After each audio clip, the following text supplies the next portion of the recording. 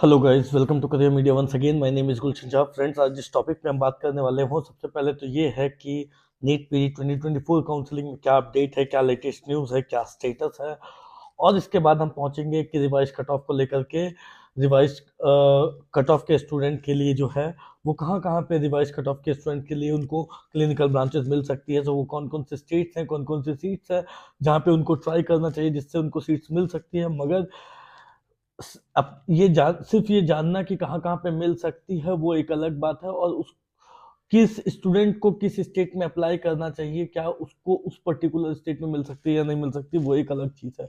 तो उस पर आएंगे, और साथ में अभी तक जो ट्रेंड चलती आ रही है राउंड 2 काउंसलिंग तक, उसके विपरीत बात करेंगे कि राउंड 3 में गवर्नमेंट को लेकर के क्या एक्सपेक्टेड ट्रेंड है।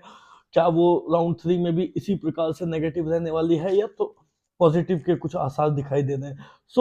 तीनों चीजों पे बात करेंगे। चलिए स्टार्ट करते हैं वीडियो को। सबसे पहले आ जाते हैं क्या क्या अपडेट्स है अभी तक। अगर हम देखें तो राउंड 2 काउंसलिंग ऑल इंडिया कोटे की ओवर हो चुकी, ज्वाइनिंग ओवर हो चुकी है, बट जो लास्ट डेट ऑफ रेजिग्नेशन है उसे जो है 26 तक ओपन रखा गया है। सो दैट मीन्स कि राउंड 1 की सीट अगर अपग्रेड नहीं हुई है या राउंड 2 में आपको सीट मिली, आपने उसको ज्वाइन किया and then you want to resign that seat, you have that opportunity to get it done by 26th of December 2024। So 26 दिसंबर तक आप उस सीट को रिजाइन कर सकते हो।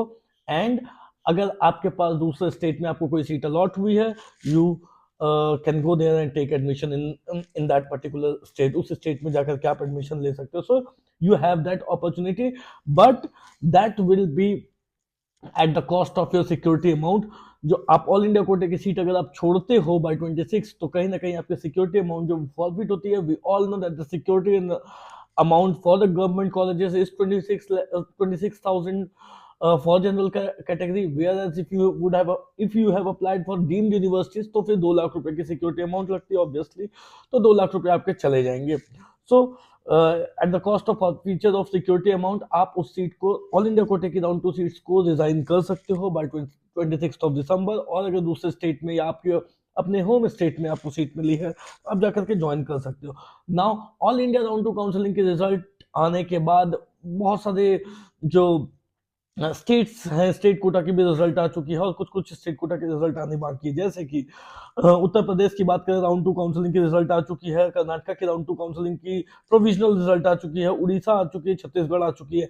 एमपी राउंड 1 काउंसलिंग की प्रोविजनल रिजल्ट आ चुकी है, बट एमपी की जो एनआरआई कोटे की रिजल्ट है वो नहीं आई है। वो क्यों नहीं आई है? क्योंकि एनआरआई कोटे पे कोर्ट केस चल रही है। एनआरआई कोटे पे कोर्ट केस क्यों चल रही है? क्योंकि फेक एनआरआई डॉक्यूमेंट्स बनवा करके स्टूडेंट्स का एडमिशन लिया जा रहा था एमपी के प्राइवेट कॉलेजेस में, एंड बिकॉज ऑफ दैट उस पे जो है वो कोर्ट केस की गई है। सो एनआरआई कोटे सीट्स को लेने के लिए फेक डॉक्यूमेंट्स बनाना और फेक डॉक्यूमेंट्स बना करके एडमिशन लेना वो अपने आप में लीगल वे नहीं है। सो उसी पर कोर्ट केस चल रही है, and once the court case will be done, obviously जो एनआरआई कोटे की सीट्स है उनकी भी जो कट ऑफ है वो रिजल्ट है वो भी पब्लिश हो जाएगी।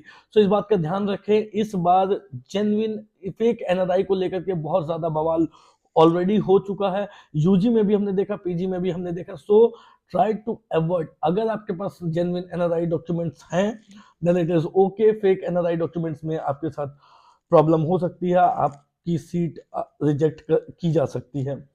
सो बाकी स्टेट की बात करें, बिहार, महाराष्ट्र, तो इनकी भी एक दो दिन में जो है वो रिजल्ट जो है वो पब्लिश हो जाएगी। आजकल में रिजल्ट बिहार, महाराष्ट्र इनकी भी आ जाएगी। सो वी हैव सीन कि मल्टीपल स्टेट्स ने भी अपने राउंड 2 काउंसलिंग की रिजल्ट जो पब्लिश कर दी। नाउ इंपॉर्टेंट क्वेश्चन क्या है कि रिवाइज कट ऑफ जो आएगी वो कब आती है? वो राउंड 2 के बाद आती है या राउंड 3 के बाद आती है? 2022 तक की अगर हम बात करें तो 2022 तक ऑल इंडिया कोटे की राउंड 2 काउंसलिंग के बाद और स्टेट की राउंड 2 काउंसलिंग से पहले आती थी। दैट मीन्स 2022 तक जब रिवाइज कट ऑफ आती थी तो स्टूडेंट स्टेट्स की राउंड 2 काउंसलिंग अटेंड कर सकते थे। उस टाइम स्टेट्स जो है वो रिवाइज कट ऑफ आने के बाद स्टूडेंट्स के लिए रजिस्ट्रेशन पोर्टल ओपन करते थे और वो अप्लाई कर सकते थे। But from 2023 it has completely change. 2023 से चीजें चेंज हुई है। 2023 से स्टेट्स की भी राउंड 2 खत्म होने के बाद रिवाइज कट ऑफ आती है। दैट मीन्स कि अब जब स्टूडेंट्स क्वालिफाई होंगे, जब रिवाइज कट ऑफ आएगी, स्टूडेंट क्वालिफाई होंगे, तो वो ऑल इंडिया की round 3 counselling, round 4 counselling onwards, round 3 counselling onwards and states की राउंड 3 काउंसलिंग ऑनवर्ड्स जो है वो देख सकते हैं, अप्लाई कर सकते हैं। नाउ इसमें एक बहुत इंपॉर्टेंट क्वेश्चन आती है कि ठीक है, रिवाइज कट ऑफ आने के बाद एक तो कितनी रिवाइज कट ऑफ आएगी, उसके बाद कौन से रैंक वाले स्टूडेंट को रिवाइज कट ऑफ में जो स्टूडेंट क्वालिफाई होंगे उसमें किस रैंक तक को कहां कहां कौन कौन सी सीट मिल सकती है। इस पे हम धीरे धीरे वीडियोस बना भी रहे हैं और आज भी मैं थोड़ा सा आपको आइडिया जरूर दे दूंगा उसको। बट उससे पहले ये जान लेते हैं कि जिस तरीके से स्टेट्स की राउंड 2 काउंसलिंग और ऑल इंडिया के राउंड 2 काउंसलिंग को देखा हमने, ऑल इंडिया के राउंड 2 काउंसलिंग में हमने देखा कि किस तरीके से जो चीजें हैं वो काफी नेगेटिवली चल रही, नेगेटिव शिफ्ट देखने को मिल रहा है लास्ट ईयर के कंपैरिजन में। लास्ट ईयर के कंपैरिजन में नेगेटिव शिफ्ट देखने को मिल रही है। बट अब जो है राउंड 3 में वो जो ट्रेंड है वो ट्रेंड कैरी फॉरवर्ड होगी या फिर उसमें कुछ बदलाव आते हुए दिखाई देंगे।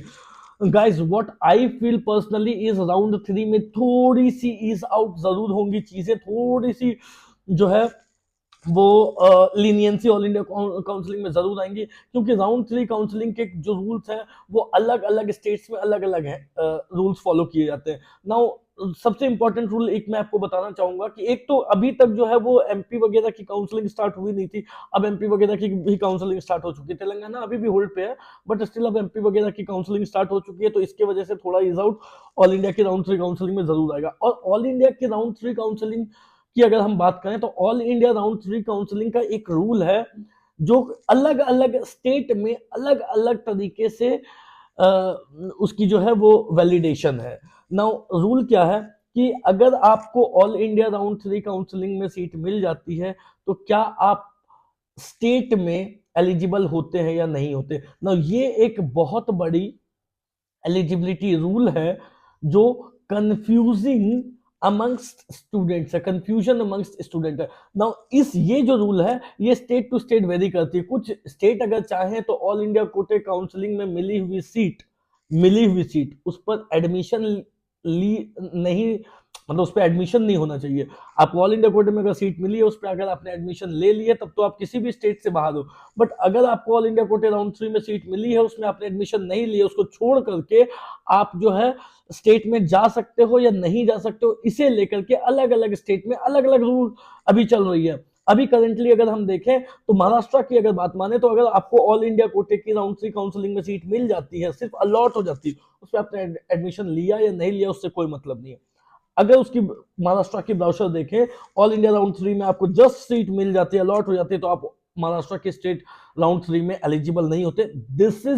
ये महाराष्ट्र स्टेट की रूल है। ये सेम रूल फॉलो की जाती है आंध्र प्रदेश और तेलंगाना में भी।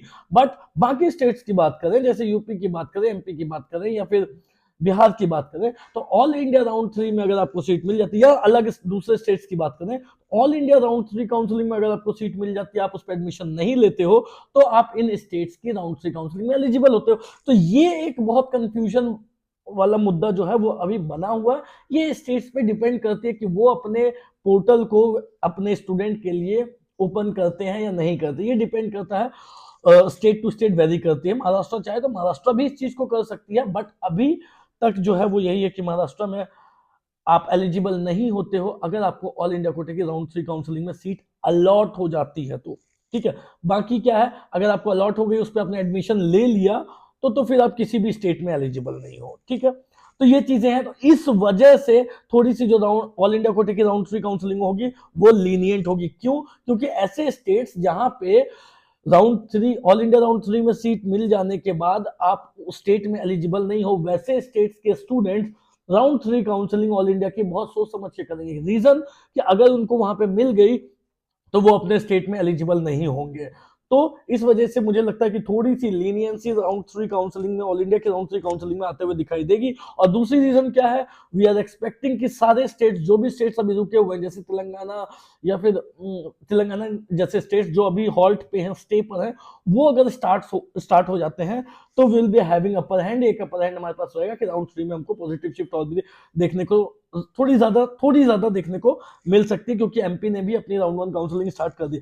अब ऑल इंडिया में पॉजिटिव शिफ्ट देखने को मिलेगी। इसका मतलब ये नहीं कि 2023 की राउंड 3 काउंसलिंग में जो शिफ्ट गई थी उससे ज्यादा पॉजिटिव चली जाएगी, नहीं, उससे ज्यादा पॉजिटिव अभी भी राउंड 3 काउंसलिंग में ये नहीं जाएगी।